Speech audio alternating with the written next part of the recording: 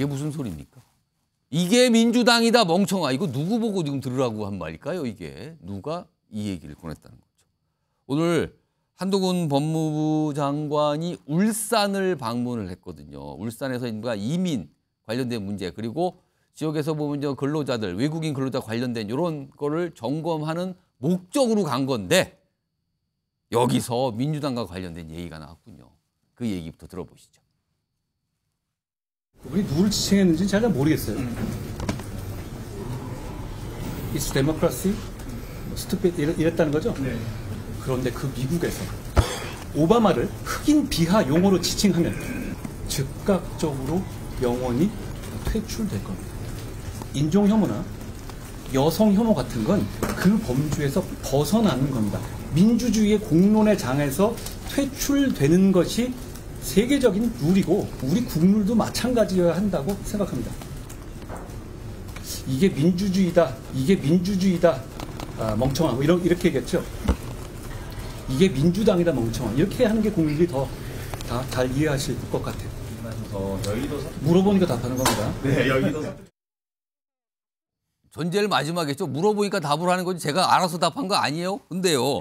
이거 최강욱 전 의원이 얼마 전에 SNS에 본인과 관련된 여러 가지 있는 상황에서 이게 민주주의다 멍청하라는 글을 올렸거든요. 근데 그거를 그대로 차용한 것 같아요. 그러면서 이게 민주당이다 멍청을 했는데 특히 손가락으로 이걸 했어요. 이걸. 이 인용 표시까지 이건 보통 제스처가 아닌 것 같은데 서영주 부대변인이 어떻게 보셨습니까?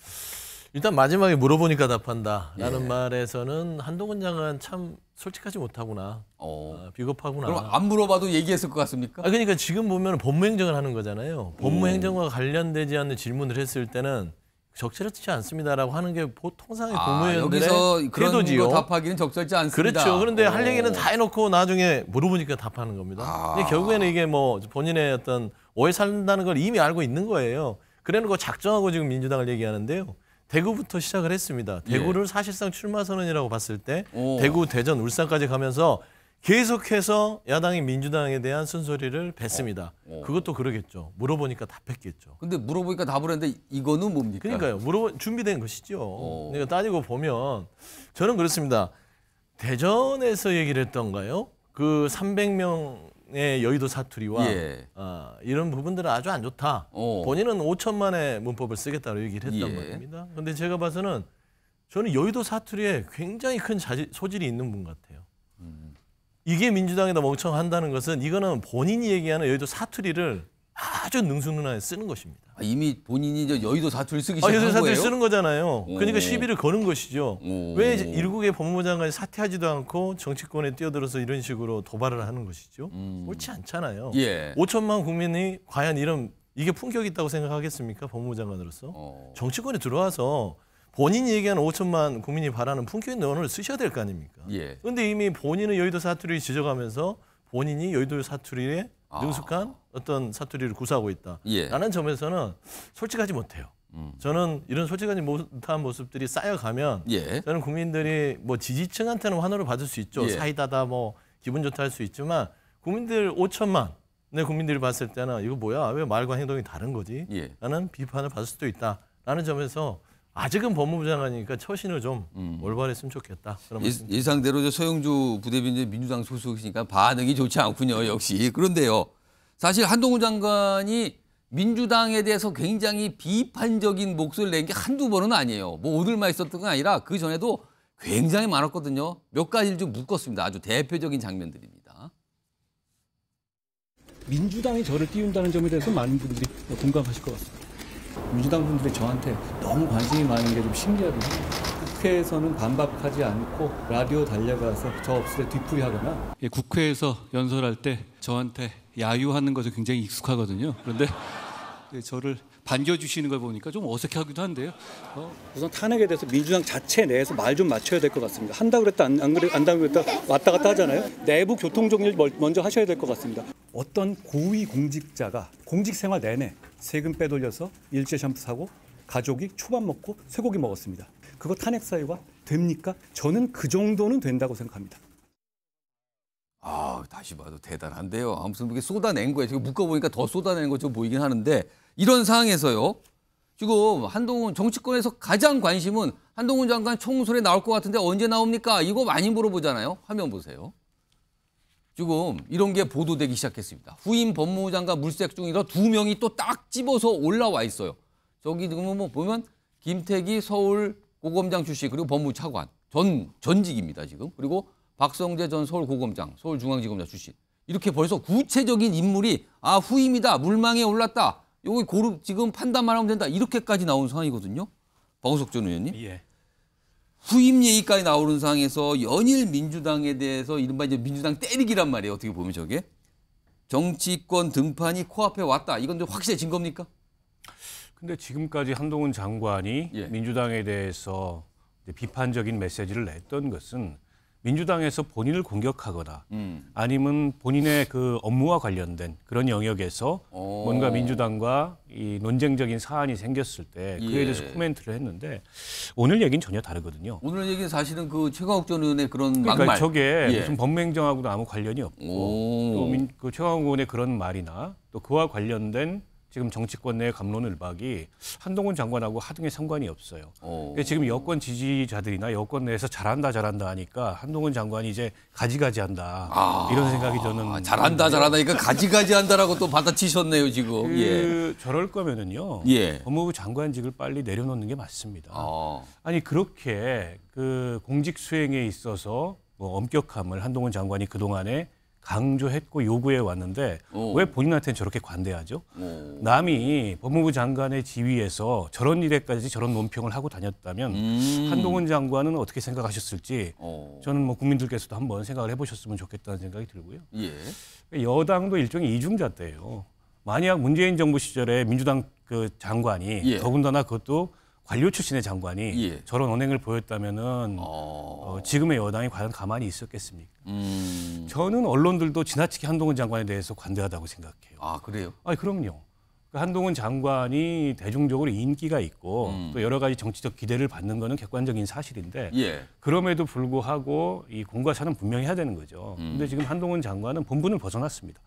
저 정도면 선을 넘은 거라고 보고 그동안에는 비교적 냉정하게 예. 자기 메시지에 선을 지키면서 이걸 유지해 왔는데 이게 근데 잘한다 해가지고 거기에 취해서 그런지 선을 넘고 있다 이런 생각이 듭니다. 오늘 사실은 울산을 방문했는데 이제 현대중공업 방문했거든요. 여기서 무슨 이 민주당과 관련된 얘기만 한 게 아니라 울산과 관련된 얘기도 굉장히 많이 꺼내놨는데 그 목소리 좀 들어보겠습니다. 화이팅! 저희한테 도움을 주신 거 국민에게 도움을 아니, 장관님이 조선업을 너무 공부를 많이 하셨더라고요. 대우조선 해양수산에서 합니다. 서울 나오면서 서울이 오늘 굉장히 추웠거든요. 울산은 따뜻하네요, 모든 게. 제가 오면서요, 이 책을 기차 안에서 2번을 읽었습니다. 이 책의 114페이지를 보면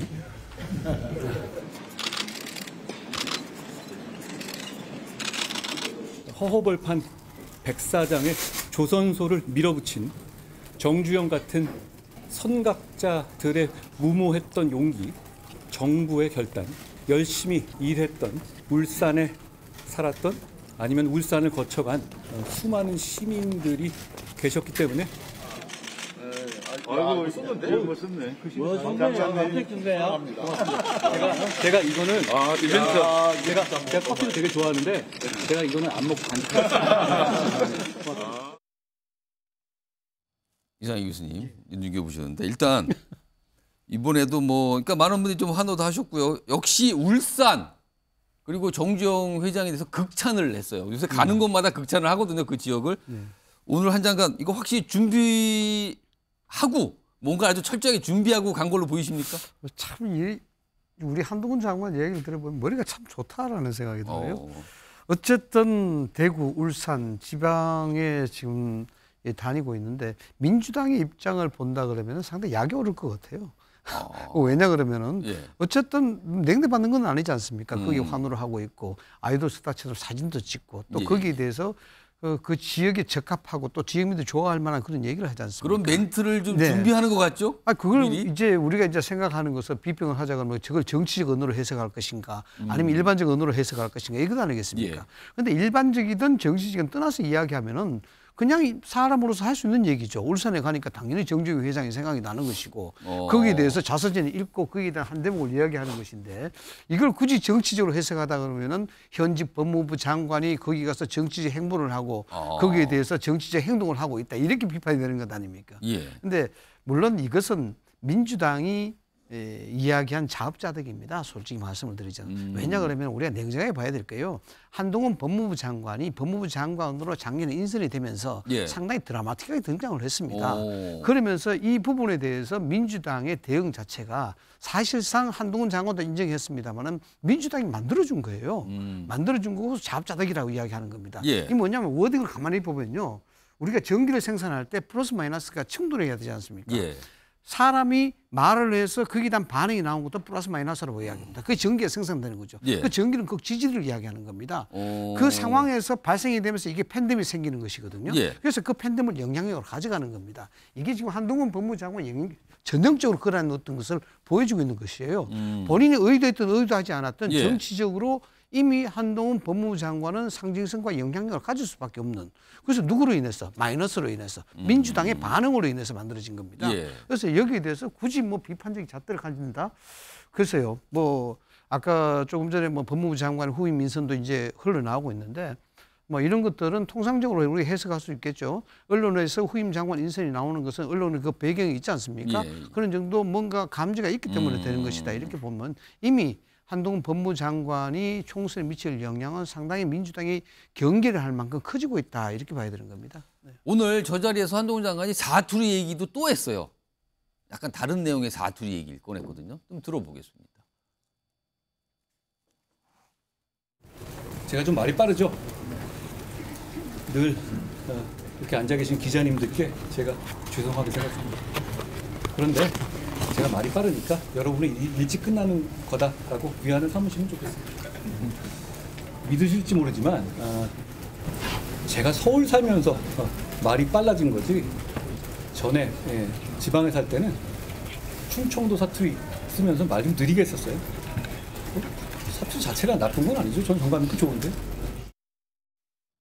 사투리 얘기도 하고 또 오늘은 뭐 본인 모습을 영상으로 보면 자기가 어색해서 안 본다는 얘기까지 했거든요. 윤석 대변인 솔직하게 이 정도면은 뭔가 작심을 한 걸로 보입니까? 네, 좀 그렇게 보이죠. 지난번 대구에서 3시간 동안 기차 안 타고 사인하고 그 이후로 한동훈 장관의 이 정치 행보라고 볼 수 있는 것들이 많이 두드러졌죠. 그럼 그때 그 시점이 변곡점으로 보시는 겁니까? 예, 저는 그렇게 봅니다. 그 이후로 원희룡 장관도 반응을 하잖아요. 경쟁하는 입장에 있는 원희룡 장관이 이재명 대표의 지역구에 가서 출마하겠다 뭐 이런 얘기도 나오지 않습니까? 그거를 나왔는데 결코 부인하지 않아요 지금요. 그러니까요. 그만큼 이제 뭐 경쟁 뭐 이렇게 좋게 표현할 수 있는데 민주당에서 한동훈 장관에 대해서 이렇게 거친 반응을 하는 건 충분히 이해합니다. 민주당은 지난 정권 때도 윤석열 대통령이 검찰총장 시절에 행보를 두고 똑같은 말을 했었어요. 근데 그 결과 대통령이 되셨습니다. 지금 이 한동훈 장관에 대한 언론의 관심 또 언론의 관심에 따른 한동훈 장관의 이러한 발언은 결국 국민들이 원하는 거예요. 언론이 국민이 관심을 갖지 않는 사람에 대해서 저렇게 인터뷰를 요청하고 어떤 발언을 요청하지 않습니다. 역대 많은 법무부 장관이 있었죠. 이런 법무부 장관이 있었습니까? 예를 들어서 박범계, 추미애 이런 분들 지방 많이 돌아다녔어요. 추미애 전 장관은 소년원에 가서 재소자한테 세배도 받았고요. 박범계 장관은 뭐 광주, 목포 여기 스마일센터 다 갔습니다. 한동훈 장관하고 똑같아요. 그런데 기자들한테 글쎄요 저런 말할 기회가 없었을 거예요. 왜냐하면 관심이 없으니까요. 국민적 관심이 모아지는 한동훈 장관에 대해서 공직자가 왜 저러느냐 정치의 영역에 들어와서 얘기를 하라 하는 것은 국민의 마음을 전혀 모르는 얘기다. 이렇게 생각합니다. 소영주 주실랍니까? 잠깐 드릴게요. 그러니까 저 아까도 얘기하시는 것 중에 조금 이거는 얘기를 해야겠다고 생각하는 게 민주당이 약올르지 않아요. 그냥 빨리 광야로 들어와서 정치판의 쓴맛을 봤으면 좋겠는데 빨리 와라. 뭐가 조금 눈에 거슬리냐면 반칙을 하고 있다는 것입니다. 반칙이요? 그렇죠. 예를 들면 법무부 장관이라는 그런 어떤 공직의 갑옷을 입고 누리잖아요. 전국을 돌면서 뭐 중공업에 가고 어디를 가고 어디를 가잖아요. 법무부 장관 아니면 저렇게 나올 것 같습니까? 나오지 않습니다. 저런 의전 받지 못합니다. 그렇지 않아요. 지금 정치인입니까? 아니지 예. 않습니까? 그렇죠. 정치 신인이에요. 정치 신인이 전국을 돌면서 저런 일을 할 수 있어요? 저는 지금 얘기하는 게 뭐 한동훈 장관이 대단히 무슨 인기가 좋아서 전 국민이 가는 데마다 뭐 만세를 부르고 사진을 찍는 것처럼 보도가 되지만 정작 법무부 장관이 아니라면 저런 특혜를 누릴 수 없습니다. 저는 이런 특혜 속에서 사전선거운동을 하는 부분들은 본인 얘기하는 공정과 상식과 다르다. 그럼 빨리 그러니까 장관직을 제발 버려라. 반칙하지 마시고 법무부 장관을 내려놓고 나서 전국을 돌면서 저렇게 신인 정치인 한동훈은 이런 이야기를 하는구나 했다면 저는 거기에 대해서 비판하지 않습니다. 그러니까 빨리 광야, 이 정치판을 보면 되게 무시하는 것 같은데요. 이 정치 현실에 뛰어들어서 쓴맛을 좀 경험했으면 좋겠다. 그런 말씀드립니다. 어떻거나 저쪽거나 좀 소영주 부대변은 좀 불편하신 것 같네요. 이거 장관을 그거 하면서 왜 저런 말 하고 다니세요? 지금 약간 이런 겁니다. 지금 분위기는. 알겠습니다.